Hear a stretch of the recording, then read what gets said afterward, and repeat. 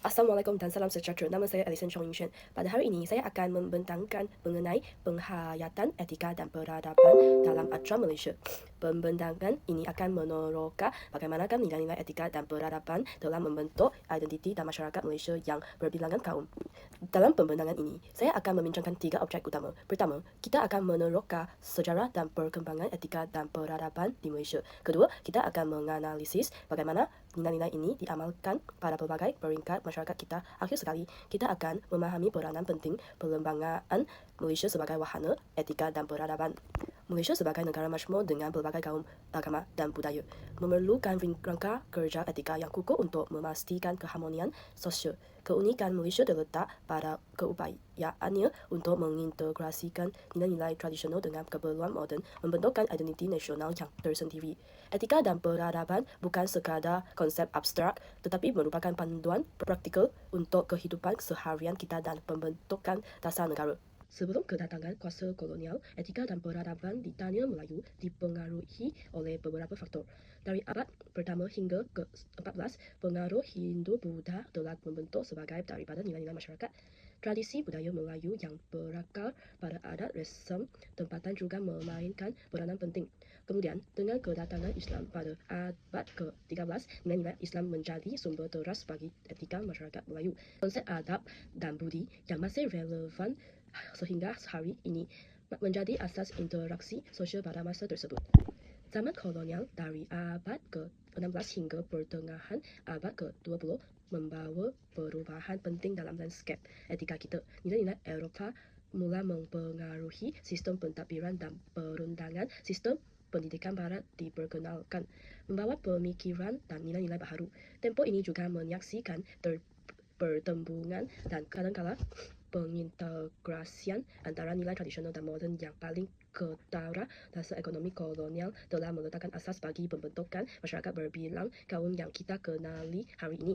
Selepas mencapai kemerdekaan pada tahun 1957, Malaysia mula membina identiti nasionalnya sendiri. Rukun negara yang digubal pada tahun 1970 menjadi falsafah nasional yang mencerminkan nilai-nilai etika yang ingin dipupuk. Konsep masyarakat penyayang kemudian dipromosikan dan wawasan 2020 mengariskan aspirasi untuk membentuk masyarakat yang bermoral dan beretika. Ini menunjukkan komitmen berterusan negara kita terhadap pembangunan rangka kerja etika yang kukuh. Pemikiran etika global, terutamanya dari Eropah, turut mempengaruhi pandangan etika di Malaysia sebelum zaman pencerahan. Etika banyak berpanduan agama dan tradisi. Semasa zaman pencerahan pada abad ke-17 dan ke-18 terhadap penekan yang lebih kepada rasionalisme dan hak asasi manusia. Pasca pencerahan memperkenalkan konsep seperti utilitarianisme, deontologi, dan relativisme budaya. Idea-idea ini telah mempengaruhi sistem pendidikan dan pemikiran masyarakat kita melalui proses globalisasi. Di Malaysia, pelbagai agama menyumbang kepada pembentukan nilai etika kita. Islam melalui Quran dan hadis menyediakan panduan moral yang komprehensif. Konfusianisme dengan penekanannya terhadap rang, kebajikan dan kesopanan mempengaruhi etika masyarakat Cina. Hinduisme menekankan Dharma dan Karma sebagai panduan hidup. Buddhisme mengajar 5 prinsip moral dan 8 jalan mulia, manakala Kristian menggalakkan kasih sayang dan perbuatan baik. Kepelbagaian tradisi ini memperkayakan lanskap etika Malaysia. Era pasca kolonial melibatkan proses penjajahan, pemikiran yang kompleks. Malaysia telah berusaha untuk membina pandangan etika nasional yang mencerminkan nilai-nilai sebenar rakyatnya, bukan sekadar meniru model penjajah. Cabaran termasuk mengintegrasikan nilai tradisional dengan keperluan masyarakat moden serta mengekalkan nilai-nilai tempatan dalam menghadapi tekanan globalisasi. Proses ini berterusan sehingga hari ini dan membentuk identiti etika nasional kita yang unik. Pada peringkat individu, penghayatan etika bermula dengan pembinaan integriti peribadi dan keupayaan untuk membuat penilaian moral yang baik. Ini melibatkan kesedaran tentang tanggungjawab sosial kita sebagai warga negara. Contoh praktikal termasuk kejujuran dalam pekerjaan dan tanggungjawab dalam kehidupan seharian. Setiap individu mempunyai peluang untuk menjadi contoh nilai-nilai etika ini kepada orang lain, membina budaya etika dari peringkat yang paling asas dalam masyarakat. Keluarga sebagai unit asas masyarakat memainkan peranan penting dalam pendidikan moral. Di sinilah nilai-nilai dan etika diwariskan dari satu generasi ke generasi seterusnya. Penghormatan terhadap kepelbagaian bermula di rumah, di mana anak-anak mula belajar menghargai perbezaan. Contoh praktikal termasuk perkongsian tanggung jawab, komunikasi, berkesan dan penyelesaian konflik secara aman, kemahiran yang tidak hanya penting untuk keharmonian keluarga tetapi juga masyarakat yang lebih luas. Pada peringkat komuniti, etika diamalkan melalui semangat gotong royong dan kejiranan yang baik. Aktiviti komuniti menyediakan platform untuk mengamalkan nilai-nilai etika ini, di mana orang ramai dari berbagai latar belakang bekerja sama untuk kebaikan bersama. Mekanisme penyelesaian konflik berdasarkan perundingan dan permuafakatan membantu mengekalkan keharmonian. Contoh termasuklah projek khidmat masyarakat dan perayaan berbagai budaya yang mengamalkan perpaduan dalam kepelbagaian. Dalam konteks masyarakat yang lebih luas, etika diamalkan melalui pemupukan rasa hormat dan pemahaman antara berbagai kumpulan etnik, ketelusan dan integriti dalam tadbir urus awam adalah penting untuk membina kepercayaan pembangunan mampan yang mengambil kira kepentingan semua pihak berkepentingan, mencerminkan komitmen terhadap etika sosial. Contoh termasuklah perayaan kebangsaan yang menyatukan rakyat dan pembentukan dasar yang inklusif yang menghormati hak dan keperluan semua kumpulan dalam masyarakat kita. Perlembagaan Malaysia yang digubal pada tahun 1957 sebagai persediaan untuk kemerdekaan merupakan dokumen penting dalam pembentukan rangka kerja etika negara kita. Ia mewakili kontrak sosial antara berbagai kumpulan etnik, mencerminkan kompromi dan persetujuan yang dicapai dalam konteks sejarah yang unik. Keadaan semasa pengumpulan peralihan dari penjajahan ke kemerdekaan telah mempengaruhi kandungan dan semangatnya. Perlembagaan ini menyediakan asas undang-undang untuk masyarakat berbilangan kaum, menjadikannya instrumen penting dalam pembentukan etika dan peradaban dalam acara Malaysia.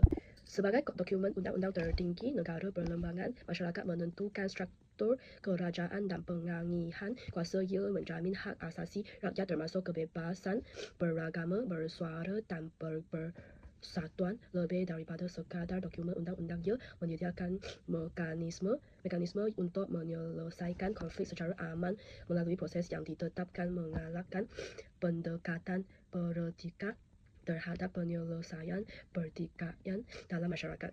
Perlembagaan kita menyumbang kepada integrasi nasional melalui beberapa peruntukan penting. Ia mengiktiraf dan melindungi kepelbagaian kaum dan agama negara kita. Perkara 11 menjamin kebebasan beragama, membolehkan pelbagai komuniti mengamalkan kepercayaan mereka dengan bebas. Perkara 153 mengimbangi dengan teliti antara melindungi kedudukan istimewa bumi putera dan memastikan hak-hak kumpulan etika lain.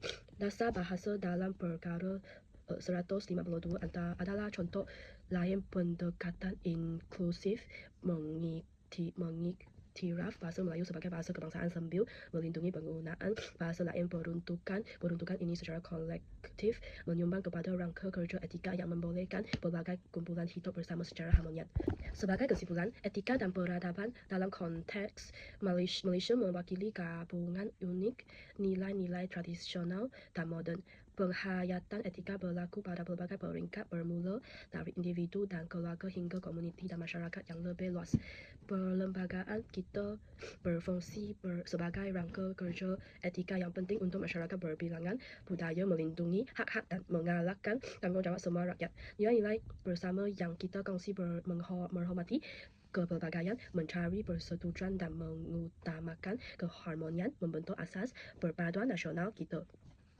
Pemahaman dan pengamalan etika dan peradaban sangat penting dalam Malaysia moden. Ia memperkukuh perpaduan nasional dan mengalahkan hubungan yang hormat dalam masyarakat berbilang kaum kita. Etika yang kukuh dalam pentadbiran awam meningkatkan kualiti tadbir urus dan perkhidmatan awam. Nilai-nilai etika juga menyediakan asas moral yang kukuh untuk pembangunan mampu dalam menghadapi cabaran global. Rangka kerja etika yang kukuh meningkatkan daya tahan nasional kita, membolehkan kita mengekalkan identiti kita sambil terlibat secara konstruktif dengan dunia.